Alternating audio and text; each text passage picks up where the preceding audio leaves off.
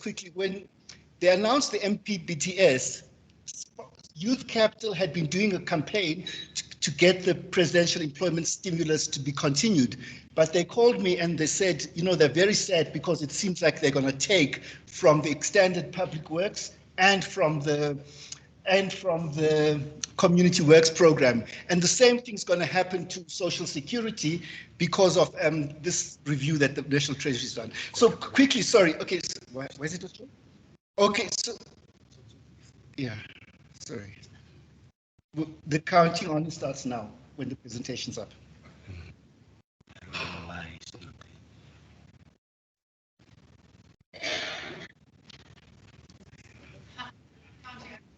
It only starts when the presentation is up. Okay. I don't know, it's some technical delay.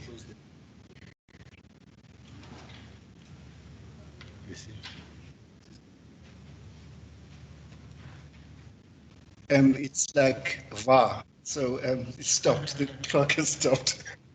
Let's see with this one. The clock stopped. In rugby. In rugby as well.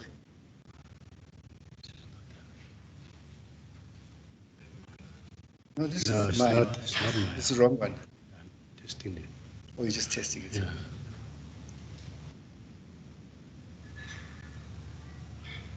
Because maybe. Everybody, you can use this time. Nothing.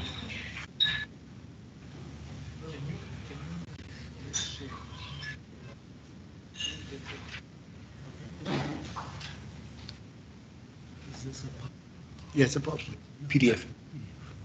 It's supposed to come in. Yeah. No, no. Easiest showing two screens. One day.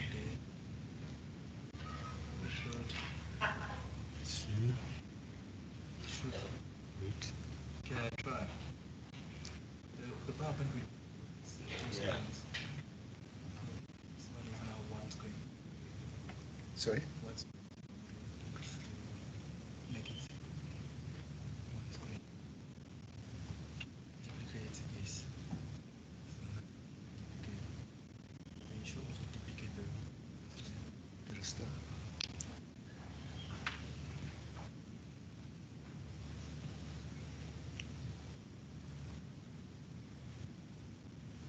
It's not gonna work like this. Can I try? Try.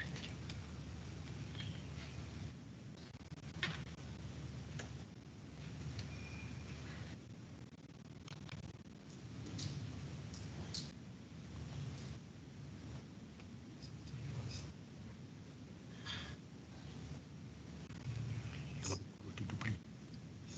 That's when you should duplicate. I can Just do go the straight, yeah. PowerPoint version.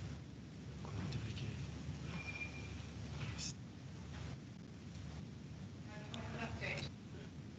It's a PC good enough. Is it gonna show the duplicate? This is the big part. So it's good. How's it going to be?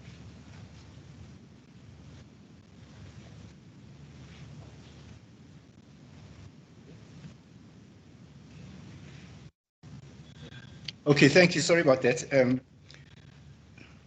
So as I said, this is an extension of some work we did for the South African Council of Churches. Vision 2035, a plan to achieve full employment in South Africa. Okay, a plan to achieve full employment in South Africa. So whichever way you slice the data, South African economy has performed dismally since 1994. After 29 years, the government hasn't got its head around how to grow the economy and create jobs.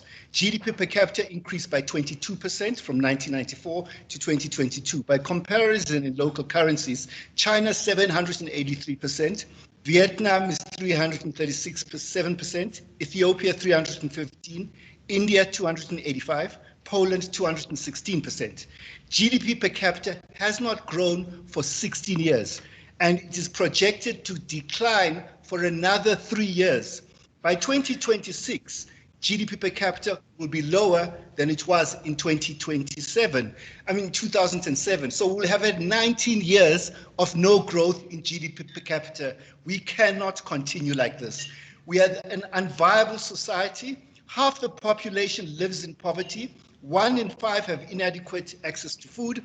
The most unequal country, as Norma was saying, the top 10%, 67% of income, and the most unequal country in terms of wealth. The top 10% takes 86% of income, the top 1%, 55%, and since 1990, the bottom 50% has owned negative wealth, debt more than their assets.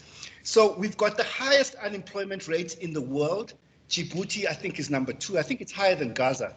And the second highest youth unemployment rate in the world, Djibouti is number 1. So we're playing with the big boys. 11.9 million unemployed people in quarter 2, 70.2% for youth, 46% for Africans, 50.6% for African females, and 53.5% in the Northwest. Unemployment crisis is a national disgrace, the most heartbreaking betrayal of the dreams and promises of our liberation. The government has failed the people who fought for so long for a better life for all. This is just a summary of the stats of the maths of unemployment. So the labor force since the fourth quarter of 2008 to the second quarter of 2023, the labor force has increased by 7.5 million people, and we've only created 1.6 million jobs. So if you look at the people who are unemployed in this fourth quarter of 2008 to now, we've only created jobs for 10% of the unemployed people. So basically the unemployment rate is 42.1%, and the absorption rate, the percentage of the employed, is 40.1%. The National Development Plan had targets to achieve GDP growth of 5.4% a year, 11 million jobs by 2030, public investment to GDP of 10%, and investment to GDP of 30%. The shortfalls to achieve the 30% target is 1 trillion rands a year. We're not talking about small money. 400 billion rands to meet the public investment targets. But the problem with the NDP is that nobody is responsible for achieving the NDP target. The GDP growth and job creation are subordinate to other macroeconomic policy goals. Treasury is only focused on debt, and the Reserve Bank only focuses on employment. The Treasury never said in the budget in February or in last week how they're going to achieve the RDP targets. The central bank has never said how they're going to do it. So the NDP is a vision without a plan, and a vision without a plan is a dream and a hallucination. The same with the Economic Recovery and Reconstruction Plan. What people didn't get from this so-called plan is that they discarded the NDP target of 3.4, and they said our structural reforms are going to grow the economy by 3% a year until 2030. So the left hand didn't know what the right hand was doing. So the recovery plan doesn't believe in the NDP. So no wonder. So it's got 2 pillars, infrastructure and structural reforms. Infrastructure, Treasury announced 100 billion infrastructure fund. This is my favorite one. Each year they made an allocation to the fund, which was subsequently cancelled. In 2023, they didn't even pretend to make an allocation to the fund. So what we've had is a public sector investment strike. Public investment by general government and state-owned companies has collapsed by 38% from 2015 to 2022. That is why everything in South Africa is not working. It has come to a stop. Structural reforms, I won't really go into it, but structural reforms, the government first talked about them in 2012. They're still talking about them 11 years later. The structural reforms have not delivered growth, and according to IMF and Treasury, they can't deliver growth in the short term. So why are they even on the table? So just roughly how our economy performed since 1994. We had the gear period where government finance. So basically the lesson from this slide is that when the economy grows and creates jobs, when the government invests in its people and its infrastructure. So in 1996 to 2002 under gear, consumption spending was about 2% a year, and we had the first public sector investment strike, and unemployment soared to 40.6% from 33%. Then we had this boom after gear, when the government started spending on its people and its infrastructure again, and we created 3.1 million jobs. The unemployment rate came down to 28.7%. So what's happened now since the global financial crisis, consumption spending is lower, growth than it was under Gear. And we've had this investment strike that I've been telling you about. So GDP per capita has not grown. What do successful countries do? It is breathtakingly simple. They have a mobilizing vision and plan. They have a 20-year vision, usually to double the size of the economy every decade. They have 5-year plans with annual targets. Each year, they adjust the tools of macroeconomic policy to achieve the targets. You will see that China had a target to achieve 5% growth for this year. Every year for the past 40 years, they've achieved their target except 2020 during COVID. And everyone was panicking that the Chinese economy is collapsing. They won't achieve their target. The IMF says they will exceed it. They have state capacity to initiate growth, high rates of investment, 30 to 50%. They've made gains in human development, education, health, and social security, industrial upgrading, macroeconomic policy. They use a wider range of policy tools than what Keynes had in plan. They use multiple tools, state control of finance, exchange rates, capital controls, quotas, different interest rates, and they have multiple targets. So our system of inflation targeting, one target, one tool, is primitive and not fit for purpose. So we need a Marshall Plan for South Africa. What I didn't show you in the slide of unemployment is that the maths of unemployment, labor force is growing by about 2.4% a year. The relationship between GDP and employment, according to my calculation, is about 0.9. So 1 percentage point increase in GDP, 0.9% employment. If you take out the dislocation that happened in the global financial crisis and also during the pandemic crisis. So we need GDP growth of 4.9% just to create jobs for the new entrants into the labor force, let alone the 11.9 million unemployed. There are 3 levers to reduce unemployment. It's GDP growth, industrial policies to increase the labor intensity of growth. But even if we do all those things, we won't solve the unemployment crisis. We need public employment programs.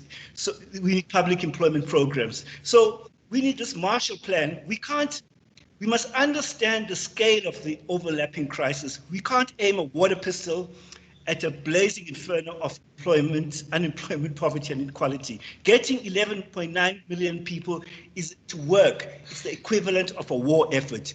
We need, as I said, we need GDP growth of 4.9% just to create jobs for the 700,000 people who enter the labor force every year. So with GDP growth alone will not be enough. So there will still be unemployed people, as I said. So there's no single policy that will get us to full employment. We need multiple policies to address the multiple dimensions of a crisis. By definition, the policy tools to confront the crisis must be large. You mustn't try to make them small. That's what I'm trying to, and this will inform my proposal on. So the 7 issues that I talk about in far more detail than I'll do today. We need a mobilizing vision and plan with a 6% GDP growth target that is binding on National Treasury and the Reserve Bank. Basic income grant over 3 years at the poverty lines. Job guarantee, we have to amalgamate. I've talked to all the people who run these public employment programs. They don't agree with me. I think they're wrong. I'm right. We have to amalgamate our public employment programs and create a quasi-public institution with civil society oversight and professional management. So the expanded public works program, the community works program, and also Harambe and the presidential employment stimulus, National Youth Service must all amalgamate into one thing to be able to eventually provide a job guarantee for South Africans. We have to increase infrastructure spending. We have to increase spending on industrial policy and more tools to achieve industrial policy, and we need universal public services. I'm a big believer in free quality education, national health insurance, public electricity, and subsidized electricity, and subsidized mass housing and public transport. And finally, regional integration. I get so upset by South Africans, the level of xenophobia in society. Migration at the end of the day is a function of unbalanced development in the region. I won't really go into that. So this vision and plan that we need, its non-negotiable target is the first step towards healing the trauma of our country's painful past. Without a binding target, there's no future for this country, especially the youth. Everything we try to implement to address this unemployment crisis will fail, because every year we postpone making these bold decisions that we need to achieve GDP growth will result in rising unemployment and make the crisis worse. So we need a developmental central bank with a triple mandate of GDP growth, employment and inflation. It must lean towards a competitive exchange rate that supports exports and industrialization. The basic income grant with SPY, one of the most rewarding jobs I ever did, It took a long time to do. Yeah, sorry, but anyway, we looked at option 1, which is for adults 18 to 59. It would cost 375 billion rands over 3 years. But I decided that this is not enough. We need something that is bigger. This stimulus of 374, to you it sounds like a lot of money, but from a macroeconomic perspective, I didn't think it was sufficient. And I said, let's have a big for adults and children. So the child support grant will become the big. So if you're a mother with 3 children, you get a big, and after the 3rd year, you get a big of 1,500, and you get 3 bigs for your children of 1,500 each. So that one was the one that Norma was talking about, that would cost 547.8 billion over 3 years.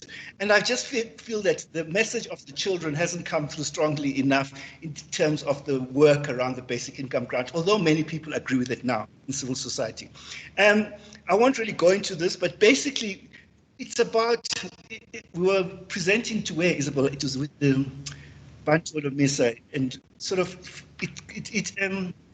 for me, it was not about redistribution or poverty alleviation, although it's going to achieve it. Very soon for me, I realized that it's about stimulating the economy. Big is affordable with a higher GDP growth rate. If the primary objective is economic recovery, there should be no funding beyond the 50% self-financing, higher taxes due to the stimuli effects which you modeled, and also clawback from taxpayers, which Gemma helped us do. That will eventually returns to government. Big is not affordable with the current path of low GDP growth and austerity. Big, let alone anything is not affordable. If the primary objective, according to me, is redistribution and you finance through new taxes, this will impede the recovery, retain austerity, and make big unaffordable. So, but there can be taxes on the top 1%, people who don't spend the money. So please give me time on this. Government can't be broke. This is just the most absurd thing that I've ever heard, There are options to finance, to end austerity. Isabel talked about them in her presentation. Number 1, monetary finance. The central bank can create money to support public spending, number 1. It's as simple as that. Direct central bank lending on favorable terms at the repo rate or with payment holidays. The African Development Bank, and the New Development Bank and the IMF loans, they've got 5-year payment holidays until the economy recovers. Why can't our central bank do the same? Quantitative easing, where you purchase government bonds on the secondary market and you determine the cost of capital. So it requires the government to intervene in the bond market on an extended period, nationalize the bond market that it happened in many countries throughout the world. Restructuring the SA balance sheet. Mike Sachs, I've had lots of arguments with him in Parliament yesterday. He talked about this. The balance sheet is 4 trillion rands. We've got these insane surpluses at the GEPF, insane surpluses at the UIF. We've got excess foreign exchange reserves, as I said to Isabella earlier. Direct PIC lending on favorable terms, lower rates and payment holidays, and the GEPF payment holiday. And obviously, so now what I'm trying to say is that these are the options to end austerity.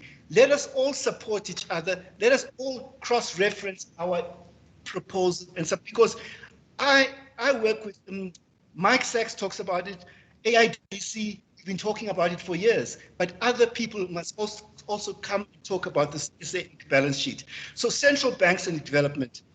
We need a developmental central bank with a mandate to target GDP growth, employment, and inflation. It, as I said, must lean towards a competitive exchange rate. For most of the 20th century, these were agents of economic development. They financed governments and wars, and they intervened bond markets to reduce the cost of government borrowing, managing exchange rates, and shaping the allocation of private capital.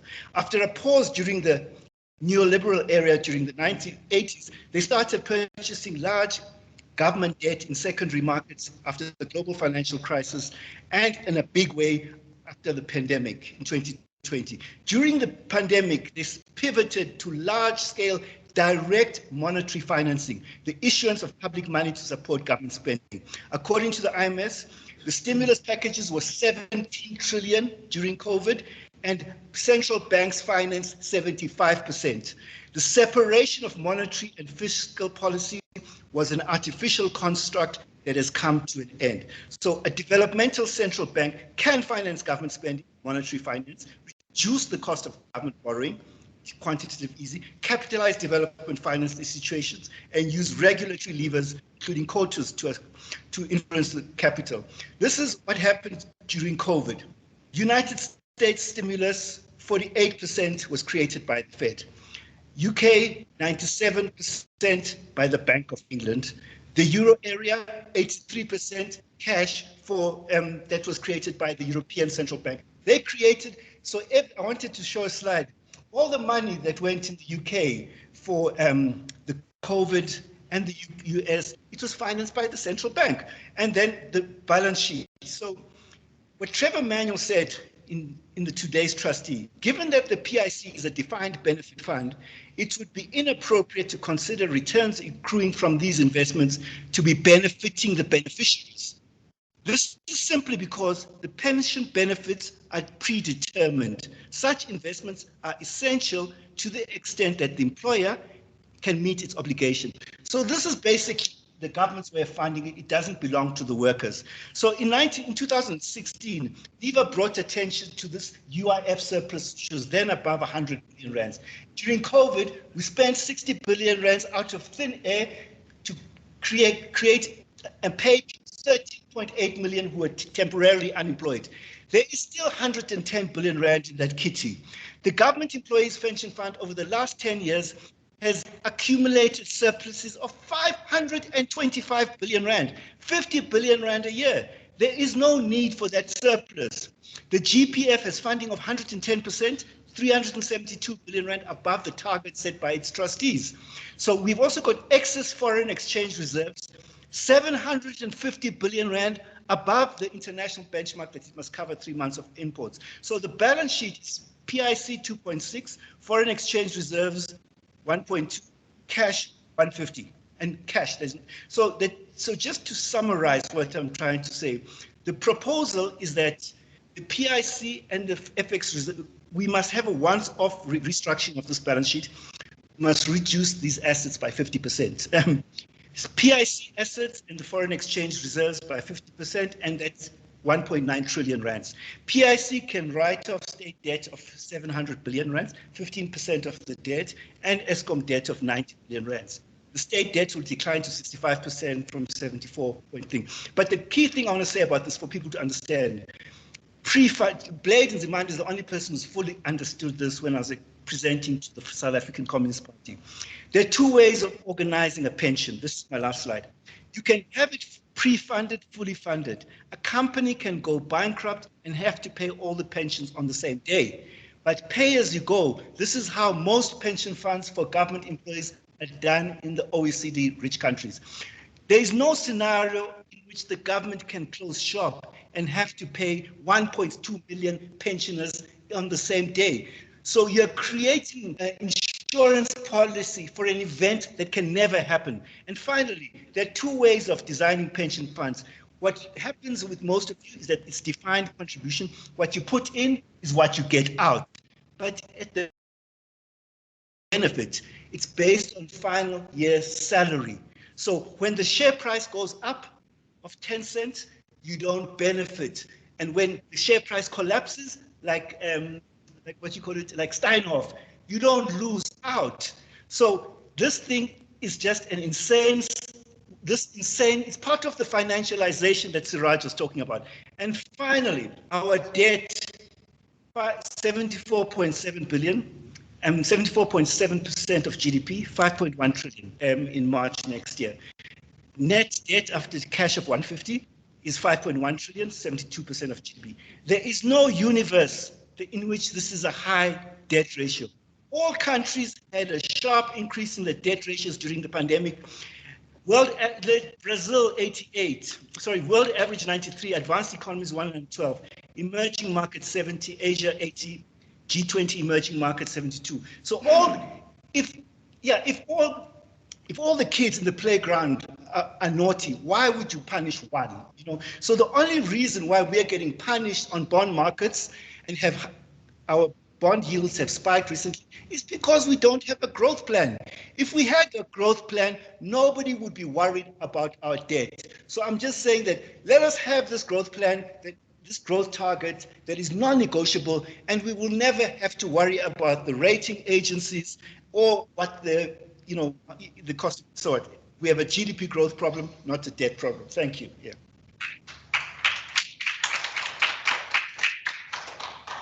Thank you so much, Duma. This is going to be a very interesting session. I had a discussion with my friends at Moody's last week, as well as in the bank, and what I told them about the interesting idea of using foreign reserves to finance a UBI. One of the colleagues asked Nomahlubi if an event ever happens and we need to move capital for all of my clients in one go, where would all the money comes from? And then I think for me, it just talks about vested interest and whose interest the Reserve Bank is really protecting. And now I'm going to introduce the last speaker, which is Asghar Adelzadeh. He is the Director and Chief Economic Modeler at Applied Development Research Solutions. He is also the Director of Academics at IMA, which is the Economic Modeling Academy. In his 30 years of experience in economic modeling, he has built economic models with user-friendly web interfaces for over 65 countries to enable policymakers as well as analysts to design and assess the impact of policy choices and to produce projections. I think I'll stop there, Asghar, but he's also worked for UNDP. He has also worked for the National Institute for Economic Policy, and I will give you more time for your presentation.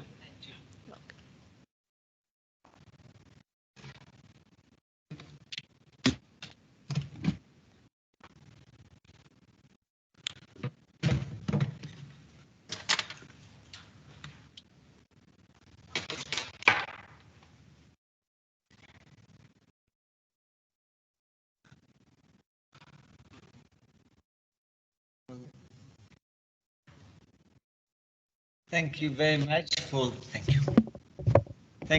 much for inviting me to this symposium. Okay, looks good.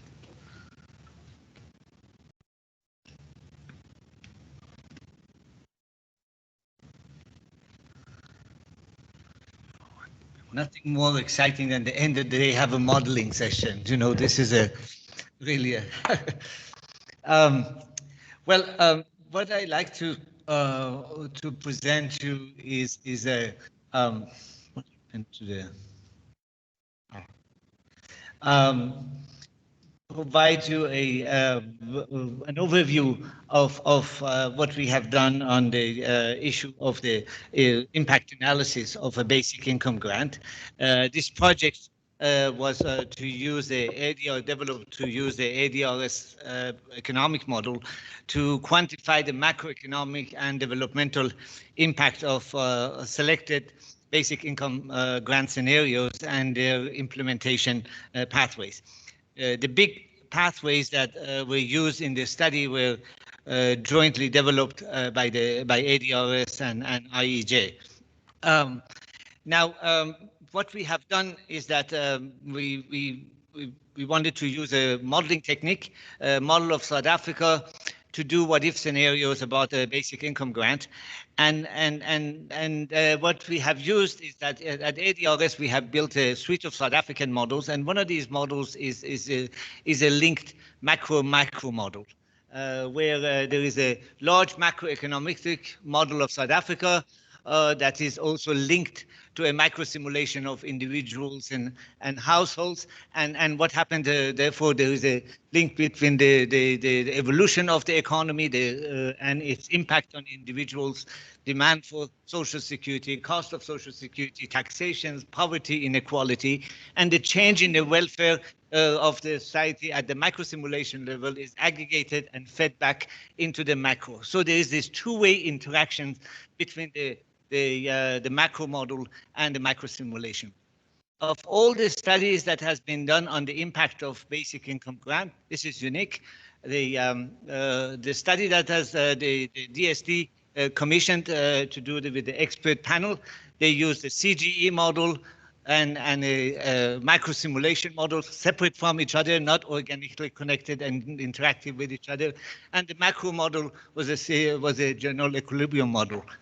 The study done by the Stellenbosch University team for the Treasury is a dynamically stochastic CGE model, and that model doesn't have a micro-simulation model of household. It has some representative households, and it's again a general equilibrium neoclassical model.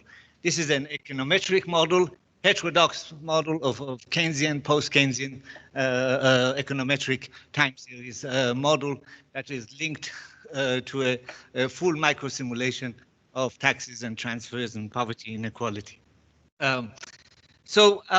What we have done, therefore, we had to have a base scenario that would be without basic income grant to run the model and generate results for the macroeconomy and the poverty inequalities, basic income grant demands and cost, and then run scenario without the basic income grant, and then run the same scenario with alternative basic income grants, so that we can compare the results of these different scenarios with each other.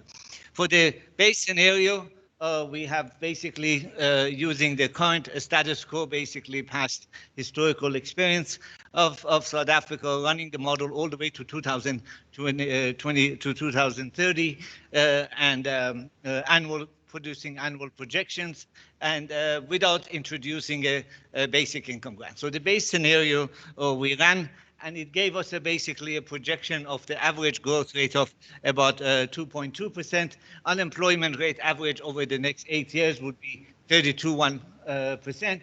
Give us the different macroeconomic indicators that you can see in terms of inflation, interest rates, and others. In terms of fiscal indicators, it will be without, it will be basically what you find is a government consolidated expenditure relative to GDP of about 31.8%, government net revenue GDP of about 28.3%, and having an average deficit GDP ratio of -3% and debt GDP ratio average for the 8 years of about 74%. In terms of households, you have some decline in the poverty rate of about 21% over the next 8 years. Poverty gap also declined by about 25%, and then you have a Gini coefficient of about 8-9%, I think, decline over the next year.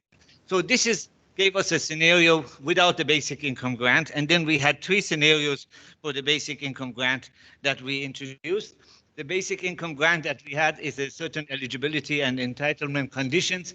It is for adult basic income grant. It is for those requirements is that they're not receiving any other grants. So, for example, if an adult receiving a disability grant will not be eligible for the basic in this scenario, and that should pass the specific means test in terms of income test. So the scenario is written based on that. And then the entitlement condition is that the 3 big scenarios have a different entitlement conditions. Usually we use either the SRD amount or the food poverty line, or the lower bound poverty line or upper bound poverty line, and the evolution gradually changing this over time. You will see that. And it is the amount of the grant annually increase by 5% and the take-up rate. We also looked at the take-up rate of introducing basic income grant. It starts with the 60% and gradually increases 3% every year until by the 2030 it will be 81%. So having that in mind, we have the poverty lines also is important. We use the official poverty line, and they are increasing over time by 5% average annually. And so every year of the forecast, the model poverty line picks up the specific poverty line in order to make an estimation of the number of people below poverty before and after the grants. for developing the pathway, financial pathway, how it's going to be paid, in addition to usual tax scenario, tax module of the model, we also developed the wealth tax module for the model, and also social security tax, which came up earlier too. The wealth tax is you'll see in terms of how the financing. So I don't have enough time. I'm not going to go through the details. The paper is going to be released sometime later on this month, and by ADRS and IAJ, which I hope you get a chance to read it. Basically, what we have is starting with the first scenario of the basic income. We call that a low ambitious scenario.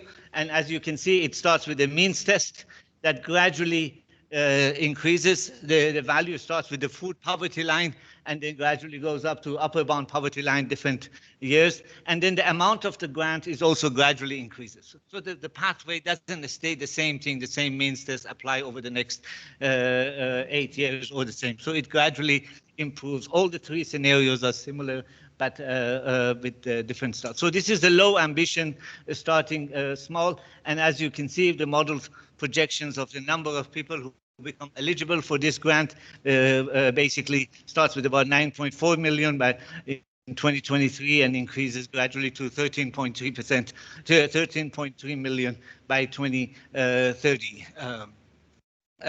And what you have is that in terms of the cost and financing of the scenario is that the financing needs of this scenario can be met through two measures. One is the introduction of a wealth tax of 0.5% between 2023 and 2025, and then also increase in the value-added tax revenue enabled by the scenario's positive impact on growth domestic expenditure. This is very important that the injection into the household income in the model translates into consumption by the households, demand for the economy. That will both help economic growth, but also it helps collection of increases the VAT revenue, and that increase in VAT revenue plus a 0.5% wealth tax on the top two quintiles will be enough to finance the estimated cost, annual cost of this, which is that the graph you'll see the line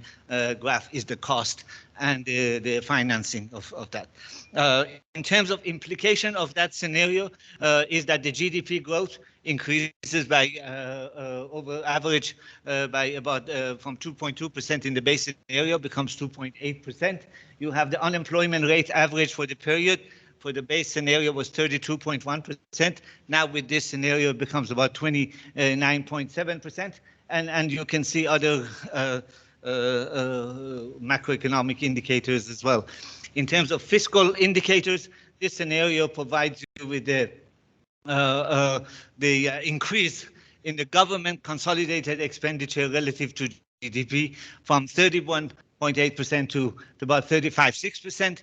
But then you have that revenue from the wealth tax and also value-added tax increases government revenue. So at the same time, you have government net revenue also increasing from 28 to 32.3%. And therefore, that means the average deficit GDP ratio for the period will increase from about -3% to 3.3%, and the debt GDP ratio remains more or less the same for the average for the next 8 years.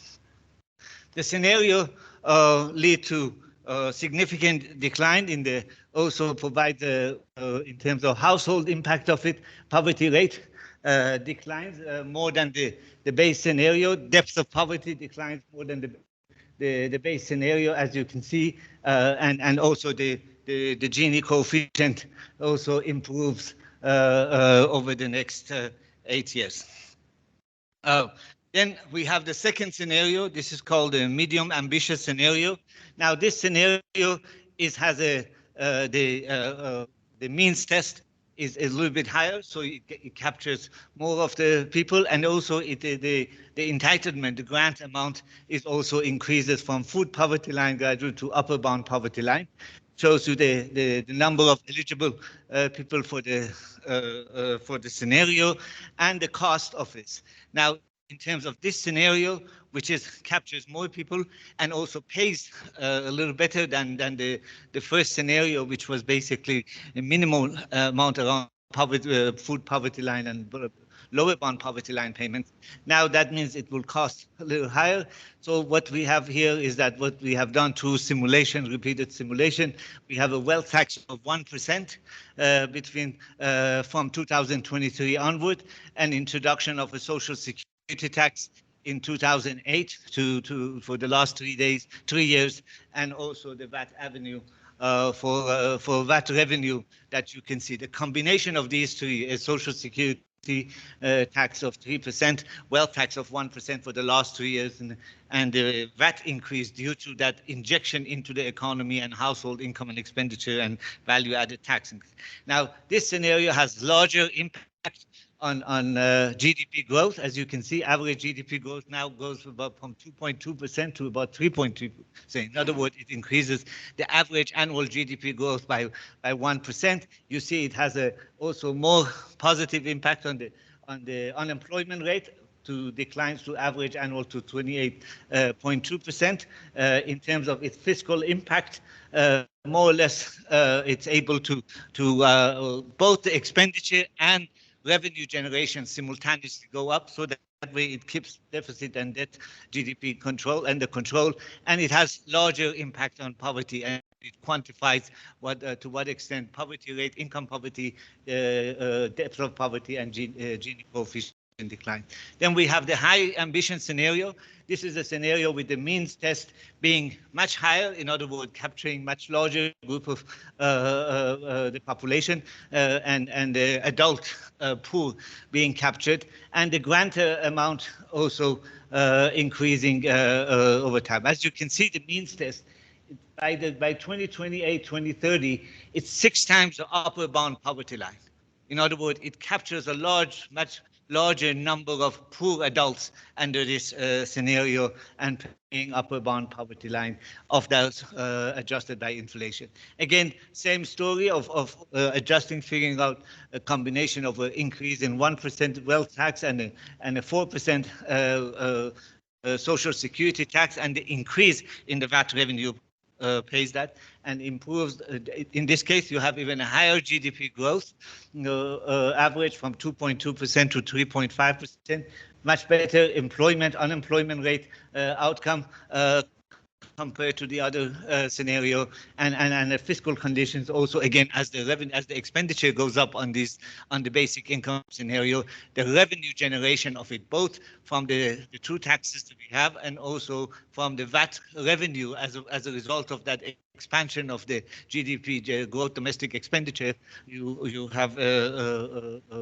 capture that, and then obviously also will get much better results in terms of poverty and inequality.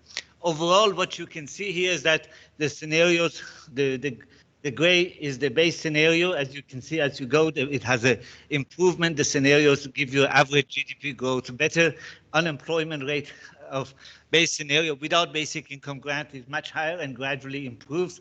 Poverty rate improves.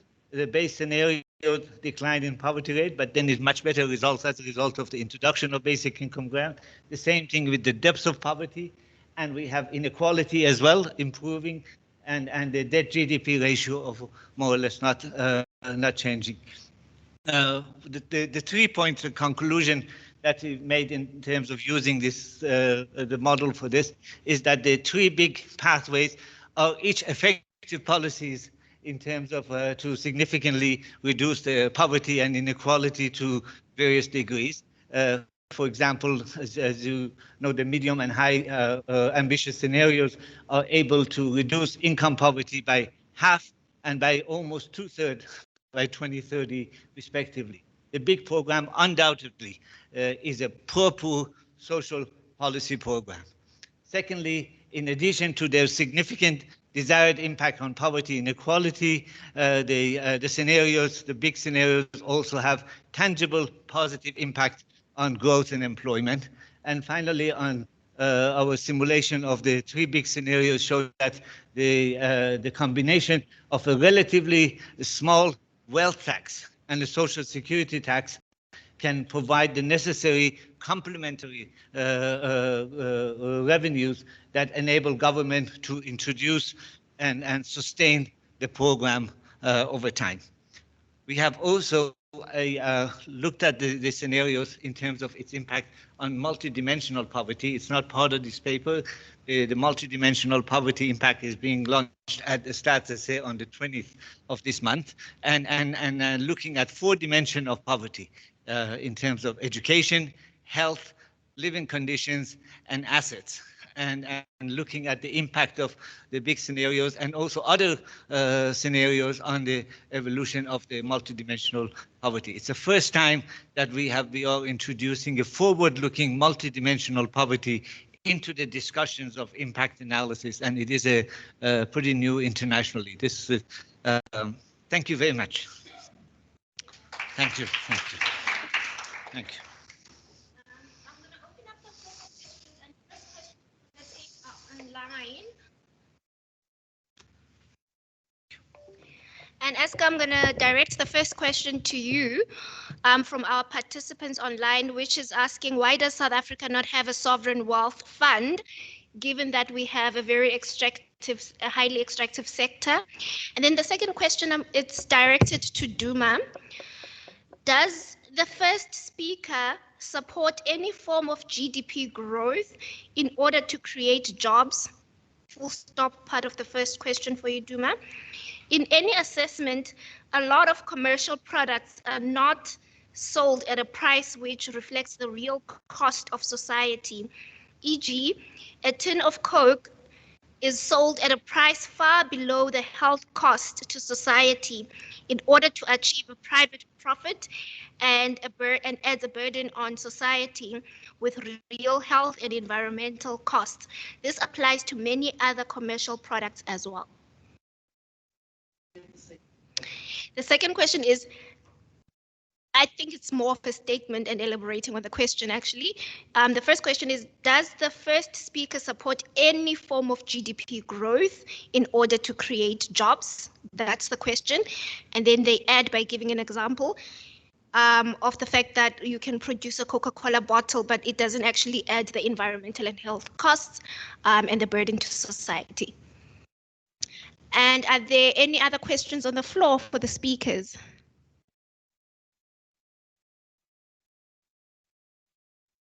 Anthony?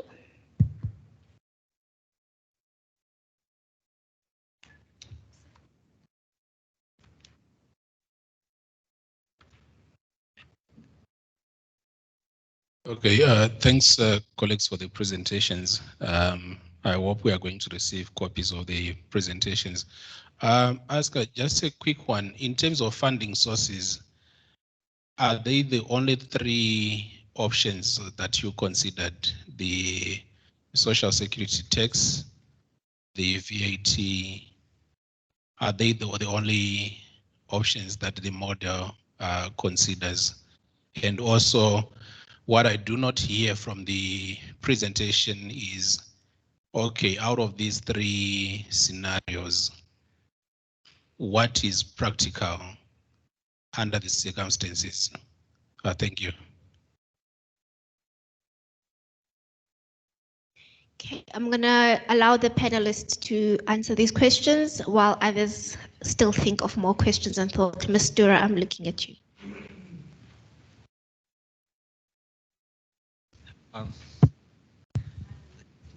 Duma is he agrees he's going to deal with the sovereign wealth tax? Wealth fund.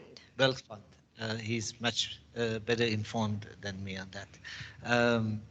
In terms of the questions, yes, the model obviously has its own usual tax modules relating to, for example, the corporate tax, income tax, but the value-added tax is the one that also we use as finding out the impact of the scenario on the value-added tax was much larger than on the income tax because of the lower income households do not, have very low tax payments and the tax liability.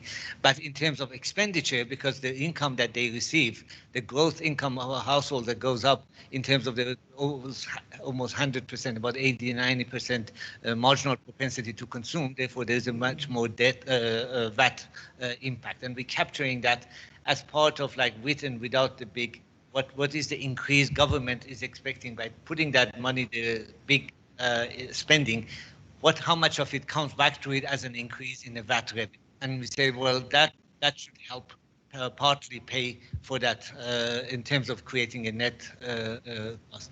But in terms of the additional measures, we consider the wealth tax as something that is a possibility for South Africa, given the huge wealth inequality in the country, which we all know about that. There was also a number of both Seeraj and Duma, they had referred to that. And then the other, the social security tax is the contribution from those employed from wage income, 3% or so contribution to an account that pay for the use for the basic. Other scenarios can be developed too. We had another scenario, for example, I published 2 years ago, which was basically the top quintile pays for the bottom 2 quintiles, and the middle quintile basically returns. So the tax liability changes. The bottom quintile receive the basic income grant, the adult grant, but that's not paid back. But the equivalent to what they receive, the tax liability of the top quintile goes up and pays not only the amount that it receives, but also equivalent of the bottom 2 quintiles. So there are alternative scenarios that the model can be run, but in this case, that's what we've done. In terms of what does it mean in terms of pathway, we actually try to have the scenarios of gradual increase or changes in the both means test and also in terms of entitlement, as in other words, to make the basic income grant more, covering larger number of the poor adults, and also better contributions to their, in terms of a better grant amount, as a proposal to, and showing that the macroeconomic can sustain both the increase in the number of eligible numbers and also in terms of the cost going up. That's but there are many other scenarios one can make. For example, introducing other tax, for example, that one depends on certain tax. For example, as I mentioned, for the wealth tax and for the social security, the model, you have to write the modules, codes, and generate that specifically. Like for the wealth tax, it is calculated on the net wealth of households that we have the time series and the model projections its evolution. It assumes that the percentage of that wealth is taxable, and it is a tax rate that I mentioned, 0.5% or so. And then that is collected in the micro simulation part from the top 2 quintiles. So it is, the scenarios, like for example, for tax, for specific revenue, sometimes the model already has those modules, but otherwise it has to be developed and written, integrated, then the model then run the scenario for the specific, the scenario. Yeah. Thank you. Thank you. The first question on the Sovereign Wealth Fund, in a previous life, I was looking for it. I did work on this. So the way I said we should do a Sovereign Wealth Fund, I'm actually the one who introduced it to the public discourse in South Africa. And I remember that the EFF called me and they asked me for my report. And I don't think they properly understood it. They butchered my recommendations, but they were very simple. But anyway, so basically, I said that the PIC must hive off all their mining assets, which at the time were worth about 90 billion rands, into the Sovereign Wealth Fund. Then I said we must change the way we deploy our royalties. 50% of the royalties must go to community development funds. 40% of the royalties must be used to refinance the Sovereign Wealth Fund, and 10% would be used to capitalize a mining industry regulator. I also talked about setting up a South African mining champion. You know, I went and presented this to the CEO of Anglo American. He was, so he's a friend of mine. But I said we should negotiate the Anglo becoming a South African mining champion with 51% public, community, worker, and BE share. So what I said is that we should split Anglo, domestic and foreign, as was happening with many companies, and we would retain the domestic Anglo. That would be our South African-owned mining champion. But anyway, that was on the mining industry. In terms of economic growth, you know, economic growth has got well-known limitations. And, you know, I believe in junk food tax. You know, like there's no Coke in my house, you know, there's no debate, you know, like, no, never, you know, so I believe, so, yeah, so we must have an environmentally sustainable growth path, and the framework that Kate Raworth had in her book, The Donut Economics, I find it the most compelling one, where she talks about the outer ring of the donut, which is our ecological ceiling, and the inner ring, which is our social foundation. And many of the recommendations that I talk about in the detailed version of the presentation is how we can supplement basic income with universal public services, health, free education. I strongly believe in free education, by the way, and I've costed it, how much it would cost. NSFAS provides funding for 56%, 57% of undergrad students. The National Research Foundation provides funding for 4.2% of postgraduate students.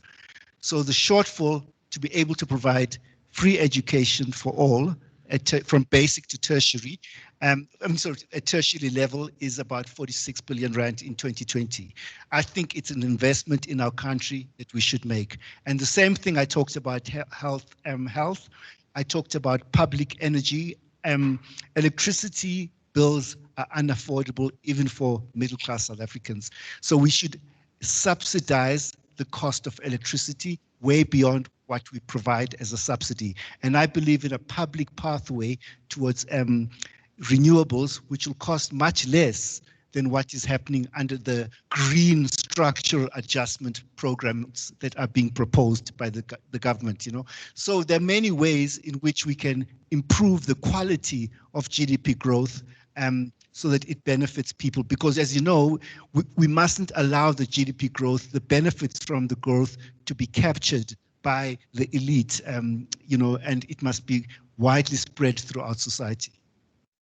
Thank you very much. I am sorry, Seeraj, but it is past 5, and I know that we lost time through load shedding, but we do have to be disciplined to those who have been told that the meeting will end at 5 o'clock. I would like to use this opportunity to encourage you to fill out the evaluation form, because on page 2 there's a little box that says, what would you like to have SPI have as further engagement? I would love, I mean, the question I wanted to ask the two of you is how you would critique each other's models, well, scenarios really, because I know that there is a degree of overlap, but there's also difference, and I think that would be fascinating. No.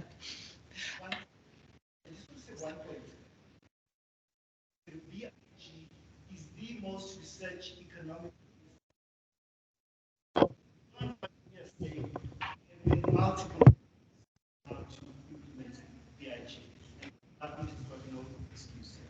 Okay, now I allow Duma. Seeraj, do you want to say one sentence?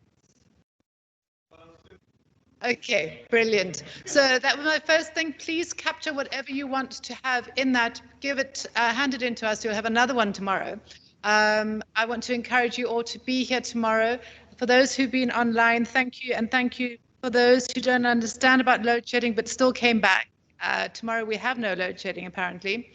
And I think the value and the wealth of what started to emerge in this last session should take us through to tomorrow morning as we start to see the kinds of solutions that could exist, particularly around the different aspects of financing. Given that we're the most unequal country in the world, it comes as no surprise to be told that there is wealth in this country to be captured for the benefit of giving people basic income. If you want to grow the economy, what's a better thing than to redistribute the income so you redistribute the demand? I do know, sadly, so tomorrow we have a meeting at NEDLAC with the Minister of Finance. Part of me really had this idea of having this debate in that forum, but I also know that when it happens, the people who need to be hearing this are always outside of the room. But we as activists, when it comes to the close tomorrow, I think we need to be informed by how we take these debates forward so that people cannot but hear them, but also how we take them down to grassroots so that these become owned by people whose lives and livelihoods are intimately directed by how much food they have for that day. So thank you very much again to FES. Can I really thank my amazing team? You've all been absolutely fantastic. And to everybody who's come here and for the chocolate brownies. I thank you very much. Drive safely. We'll see you tomorrow.